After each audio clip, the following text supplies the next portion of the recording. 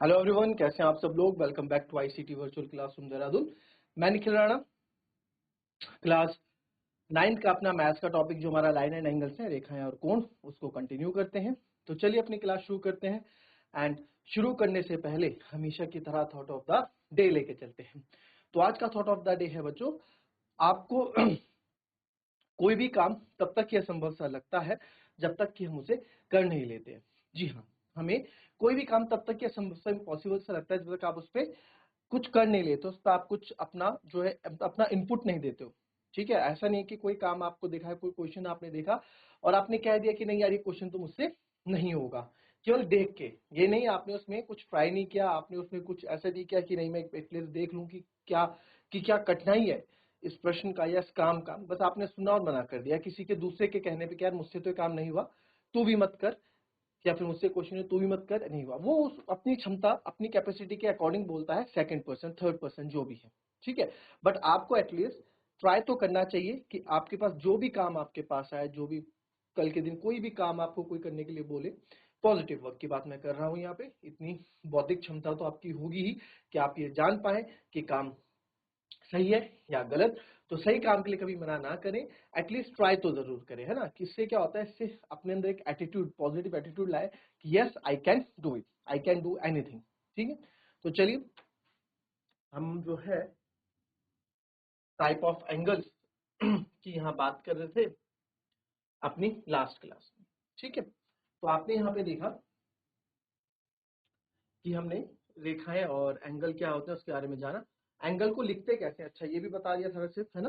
फिर भी एक बार देख लो, जैसे ये हमारे पास यहाँ पे कोई भी एंगल मैं ना बोल दूं, ए सी डी, तो इस एंगल का नाम क्या होगा। एंगल कहाँ पे बन रहा है, सी पॉइंट पे, तो उसको बोल सकता हूँ angle C A D, angle A C D और एंगल डी सी ए।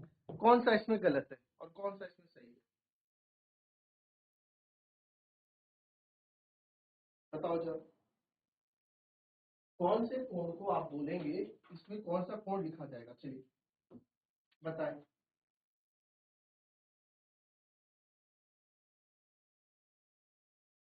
चलिए बताओ, जल्दी बताओ।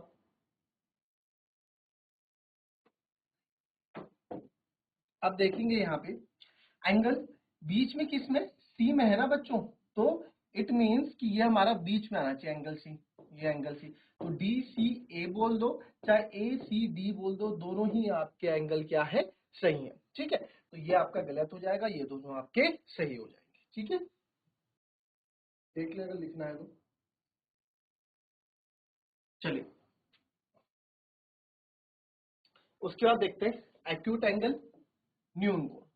न्यून कोण क्या होता है, जो आपको एक बार रिवाइज कर देते हैं, वो एंगल जो 90 0 और 90 के बीच में होते हैं। ठीक है, यानी कि 89 तक। फिर राइट एंगल समकोण, जो 90 डिग्री को हम समकोण बोलते हैं। फिर आ जाओ ऑब्ट्यूस एंगल, अधिक कोण, नाम से पता लग रहा है अधिक, है ना, ऑब्ट्यूस एंगल। तो अधिक कोण में आप ये देख लो 90 less than x less than 180। ठीक है, तो ऑब्ट्यूस एंगल क्या है आपका, ऑब्ट्यूस एंगल आप देखें कि ऑब्ट्यूस एंगल आपका क्या रहता है, ऑब्ट्यूस एंगल आपका रहता है यहाँ पे कि 180 डिग्री से तो छोटा होगा और 90 से बड़ा होगा, यानी 90 और 180 के बीच वाले एंगल को हम अधिक कोण बोलते हैं। इसके सारे फिगर जो है इस तरीके से आपको बनते हुए दिखेंगे, या ऐसे बनता हुआ जाएगा, है ना।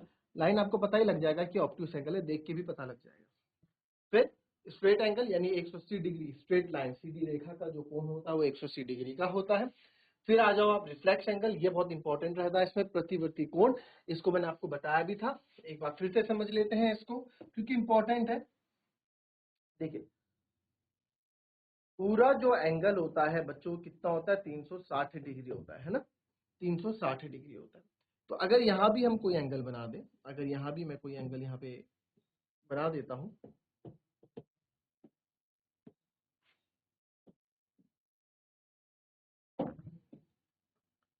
या फिर ये एंगल हमने बना दिया, ठीक है, और यहाँ पे इसका नाम रख दिया हमने, कुछ भी रख दो, डी ई ई ई एफ, और डी ई एफ आपको यहाँ दे रखा है 60 डिग्री। ठीक है, तो सर रिफ्लेक्स एंगल क्या होगा, है ना, रिफ्लेक्स एंगल क्या होगा। अच्छा अगर इसको मैं पूरा कर दूं, ये पूरा 360 है, यानी कि ये अगर ये 60 है तो बाहर वाला कितना है 300 डिग्री है, तभी तो 360 हो रहा है पूरा, है ना। अगर तब भी नहीं समझ आया तो 360 में से आप 60 माइनस कर दो तो बाहर वाला वही होगा, क्योंकि इतना तो वो है 60 है, तो बाहर जो है ये कितना है 300। तो यही जो बाहर जो एंगल बच जाता है अंदर वाले से, ठीक है, पूरे से अंदर अंदर वाले से जो हम अंदर वाला छोड़ के जो बाहर वाला जितना बचता है, इसको हम क्या बोलते हैं रिफ्लेक्स एंगल। तो इसको नाम क्या होगा रिफ्लेक्स एंगल DEF। ठीक है, रिफ्लेक्स एंगल DEF कितना है 300 डिग्री, यही इसका यहाँ पे। ठीक है, कॉपी कर लो अगर किसी को करना है।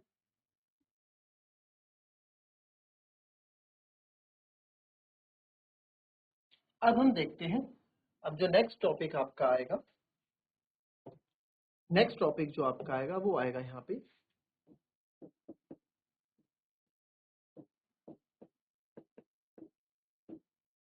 Linear pair of angle. Linear pair of angle यानी कि रैखिक युग्म के कोण। तो रैखिक युग्म के कोण में आप देखें, रैखिक युग्म के कोण linear pair of angle, linear pair of angle के जैसे स्ट्रेट एंगल है ये, ठीक है। तो यहाँ पे अगर मैं बोलूं ये पूरा कितना है 180 डिग्री है ना, 180 डिग्री है पूरा। तो यहाँ पे अगर मैं एक लाइन और यहाँ पे ऐसे खींच दूं और इसको बोल दूं ये है एंगल x, क्योंकि आप देखो ये क्या बन रहा है एंगल x, ठीक है, और ये है आपका एंगल y।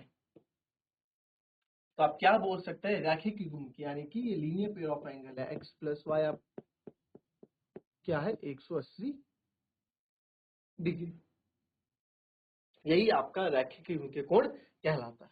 ठीक है, सिंपल सी चीज है, कोई रॉकेट साइंस नहीं है। जैसे मैंने यहाँ पे ये कर दिया, बिल्कुल सीधी लाइन है, तिरछी जरूर है बट सीधी है, ये है। और आपको यहाँ पे बोल दिया कि डी ये है आपका 30 डिग्री, तो बताओ एंगल x कितना होगा। ठीक है, ये 30 डिग्री है स्ट्रेट एंगल, तो एंगल x कितना होगा, चलिए बताएंगे जरा।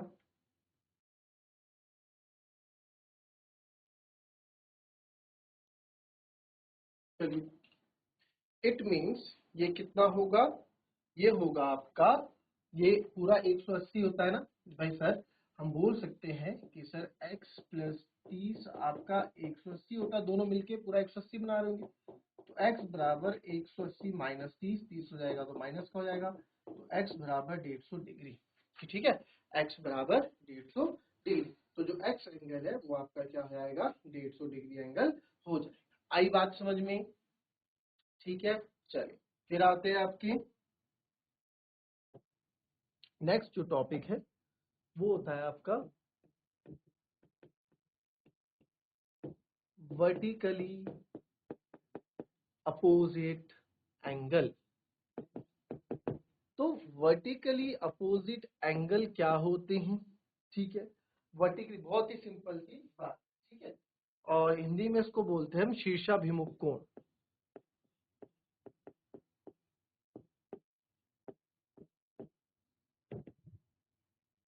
शीर्षाभिमुख कोण, ठीक है, तो शीर्षाभिमुख कोण, ठीक है, तो शीर्षाभिमुख कोण जो है क्या होता है, आइए इसको भी समझते हैं। अगर हमारे पास दो लाइन ऐसे इंटरसेक्ट कर रही है, एक दूसरे को प्रतिच्छेद कर रही है, ठीक है, क्या कर रही है प्रतिच्छेद कर रही है, एक दूसरे को काट रही है, तो यहाँ पे आप बोल सकते हैं कि जो ये वाला एंगल है इसको एंगल 1 मान लो, इसको एंगल 2 मान लो, इसको एंगल 3 मान लो, इसको एंगल 4 मान लो। तो यहाँ मैं बोल सकता हूँ कि एंगल 1 बराबर एंगल 2 है, एंगल 1 एंगल 2 आपस में इक्वल होंगे, और एंगल 3 और एंगल 4 आपस में इक्वल होंगे। या फिर आप इसका ABCD नाम रख लो, तो एंगल A बराबर एंगल C होगा, एंगल B बराबर एंगल D होगा, जो भी आपने, यानी आमने सामने वाले, कहने का मतलब है नाम कुछ भी रख लो आप, आमने सामने वाले जो है कोण आपस में क्या होते हैं बराबर होते हैं। तो ये आपका वर्टिकली अपोजिट एंगल यानी कि शीर्षाभिमुख कोण कहता है। ठीक है, जैसे आप यहाँ देखो, आपको बोल दिया ये है आपका 60 डिग्री, और ये है आपका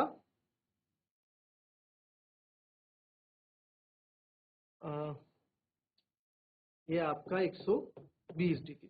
ठीक है, तो बताओ ये बाकी के कितने होंगे।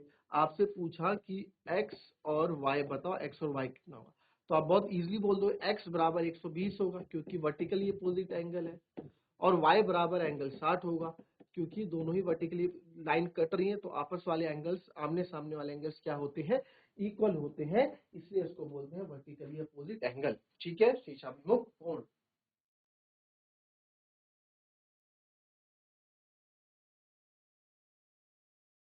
फिर आ जाते हैं बच्चों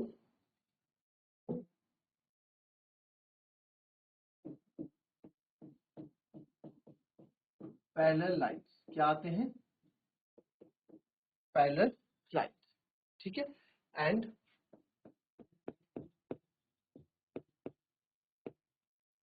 ट्रांसवर्सल लाइन।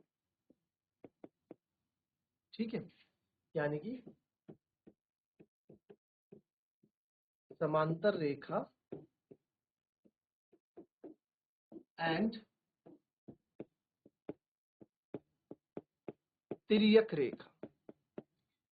ठीक है, पैरेलल लाइंस को कैसे डिनोट करते हैं, ऐसे डिनोट। ठीक है, अब आप यहाँ देखिए पैरेलल लाइंस होती क्या है। जनरली पैरेलल लाइंस क्या है, दो लाइन, ऐसी दो लाइन जो कभी आपस में मीट नहीं करती।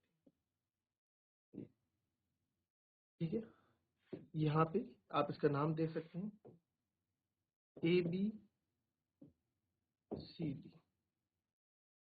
ठीक है, ये यहाँ भी नाम दे दो पी क्यू आर एस। तो ए बी और पैरेलल लाइन को दिखाने का जो तरीका होता है वो ये होता है एरो।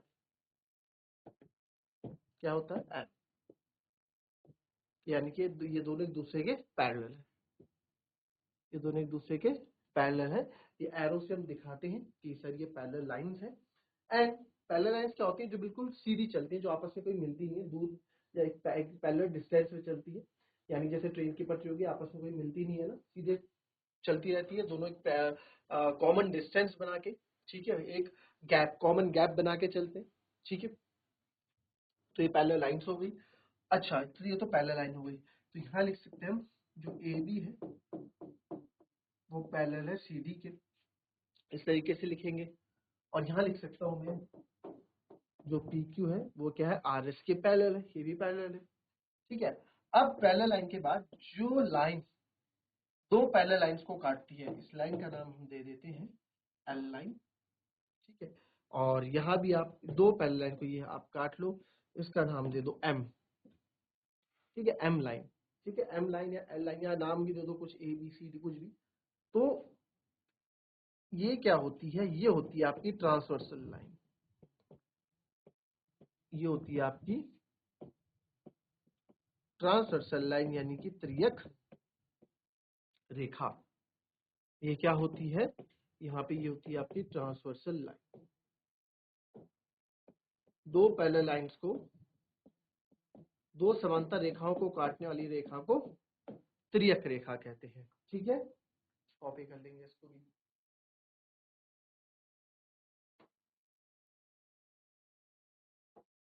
चलिए,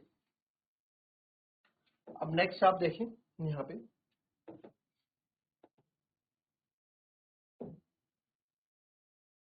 अब यहाँ पे ना एक चीज हम सीखेंगे जो कि काफी इंपॉर्टेंट हमारे लिए रहने वाली है। ठीक है, वो आप लोग सीखेंगे, जैसे कि ये हमारे पास दो पैरेलल लाइंस है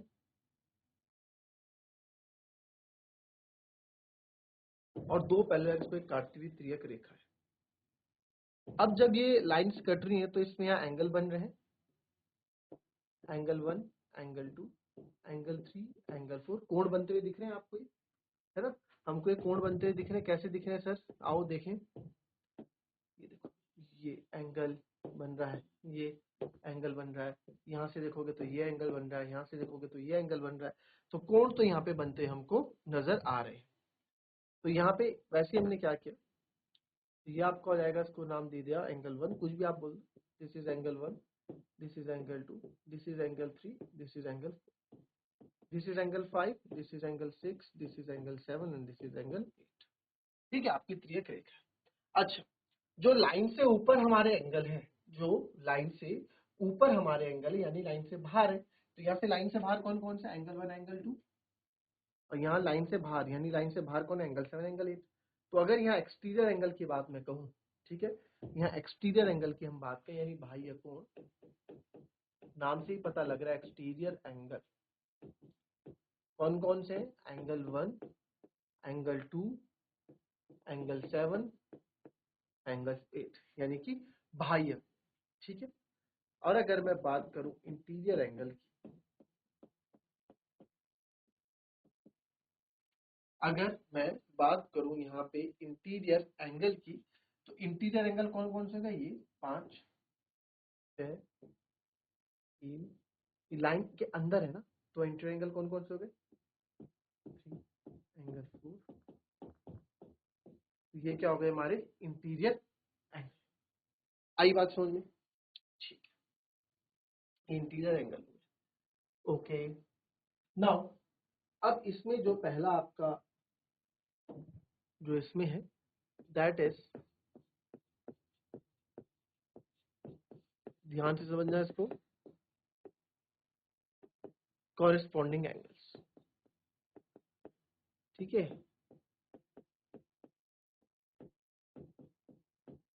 संगत कोण।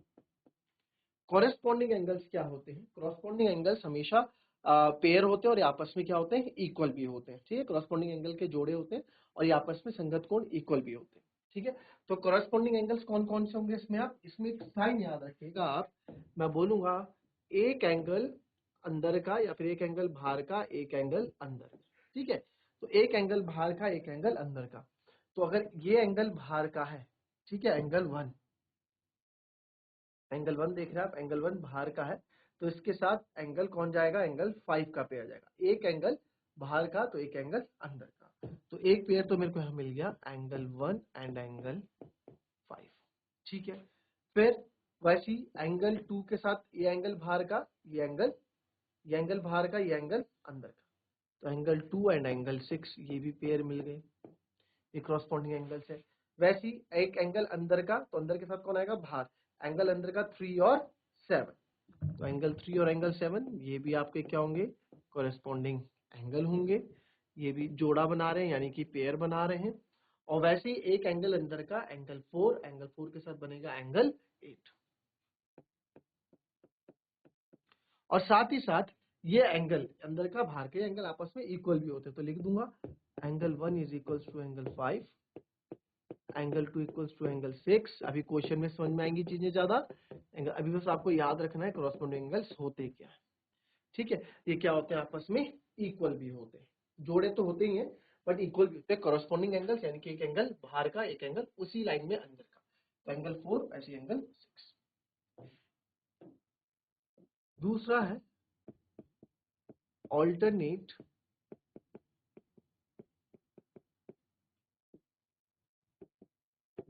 Interior angles.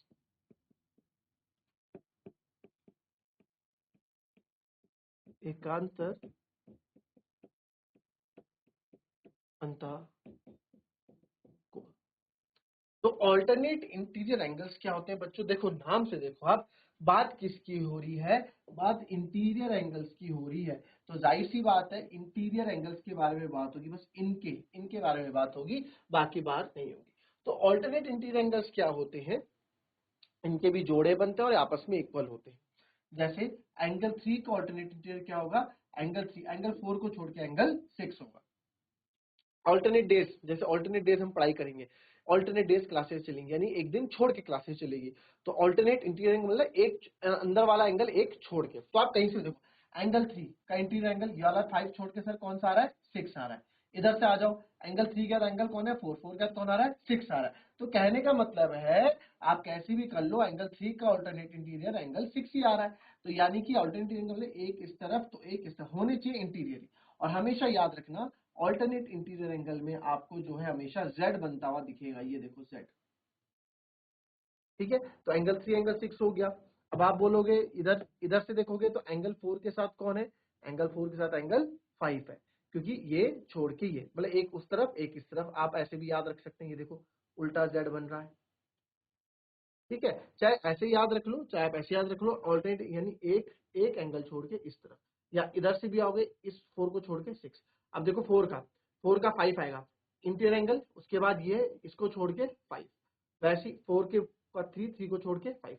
कहने का मतलब है यानी कि ये और ये आपस में इक्वल होंगे और ये आपस में इक्वल होंगे, बात खत्म। तो एंगल 3 एंड एंगल 6, एंगल 3 के साथ एंगल 6 है, तो ये आपस में क्या होंगे, इक्वल भी होंगे। Angle 3 is equal to angle 6, और एंगल 4 एंड एंगल 5 है, तो आपस में इक्वल भी होंगे, एंगल 4 एंगल। आई बात समझ में? फिर तीसरा है आपका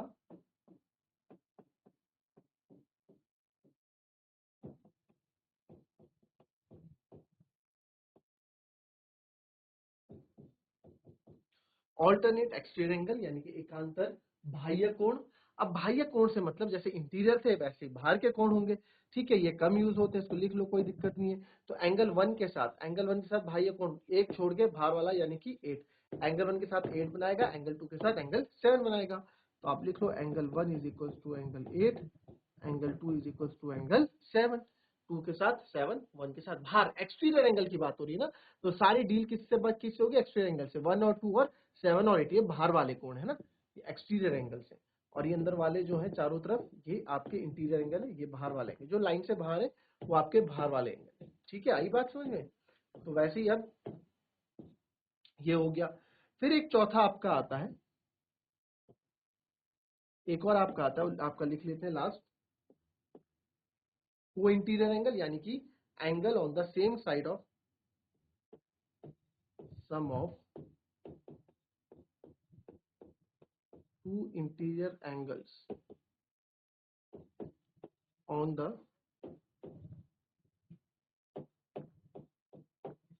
same side of transversal is 180 degree. क्या बोला? दो आंतरिक कोणों का योग तिर्यक रेखा के एक ही ओर के,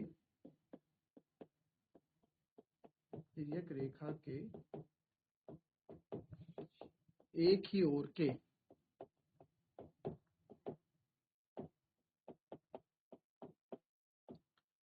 के आंतरिक कोणों का योग 180 डिग्री होता है, ठीक है। तो तिर्यक रेखा के एक की ओर के आंतरिक कोणों का, बहुत इंपॉर्टेंट है बच्चों ये, और इसी को हम को इंटीरियर एंगल भी कहते हैं, बताऊंगा अभी, बहुत इंपॉर्टेंट है, इसको लिख लेना। तिर्यक रेखा के sum of two interior angles, दो इंटीरियर एंगल्स का sum on the same side of transversal, ठीक है। अब देखो ये ट्रांसवर्सल लाइन आपकी कौन सी है, ये है, ये आपकी ट्रांसवर्सल लाइन है ना, ये आपकी ट्रांसवर्सल लाइन है, ये जो रेखा है, तो ट्रांसवर्सल लाइन की या इस तरफ के एक ही ओर के, है ना, on the same side of transverse, same side, किसी एक साइड, या इस साइड के या इस साइड के जो इंटीरियर एंगल्स हैं दो, उनका सम 180 डिग्री होता है, ठीक है। त्रियक रेखा के एक ही ओर के या इस ओर के या इस ओर के जो आंतरिक कोण होते हैं उनका योग 180 डिग्री होता है। क्या कैसे हो गया, कैसे हो गया, देखो। तो सर एंगल 3 या इस तरफ के लेता हूं अगर मैं, तो एंगल 3 के साथ एंगल 5 आएगा, यानी एक या इस तरफ के या फिर इस तरफ के। तो अगर इस तरफ के लेंगे तो इन दोनों का योग एंगल 3 प्लस एंगल 5 कितना होगा, 180 डिग्री होगा। और वैसे अगर मैं बोलूं एंगल 4 और एंगल 6 का सम, ये भी कितना होगा, 180 डिग्री होगा, है ना। तिर्यक रेखा एक ही ओर के या इस ओर के या इस ओर के, तो तिर्यक रेखा के इस ओर के सम एंगल 4 एंगल 6 180, या अगर हम इस ओर के लेंगे तो एंगल 3 और एंगल 5 का सम 180। बस इंटीरियर एंगल की बात हो रही है, ठीक है। और इसी को अगर इतना बड़ा हम नहीं लिखते जब भी हम रीजन देते हैं, इतना बड़ा नहीं, इसी को हम क्या कहते हैं साथ में, इस पूरी लाइन को हम क्या कहते हैं साथ, इसको को इंटीरियर एंगल भी कहते हैं। क्या कहते हैं, को इंटीरियर एंगल। क्या कहते हैं, को इंटीरियर एंगल,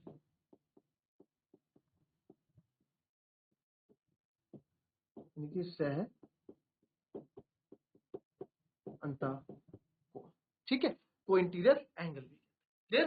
तो इसको समझिएगा, नहीं समझ में आता है तो आप मुझसे पूछेगा अपनी नेक्स्ट क्लास में, ठीक है। और कल हम इस पे क्वेश्चंस करेंगे कुछ बढ़िया से। तो मिलते हैं आपसे अपनी कल की नेक्स्ट क्लास में, तब तक के लिए be happy, be healthy and be safe. Thank you and have a nice day.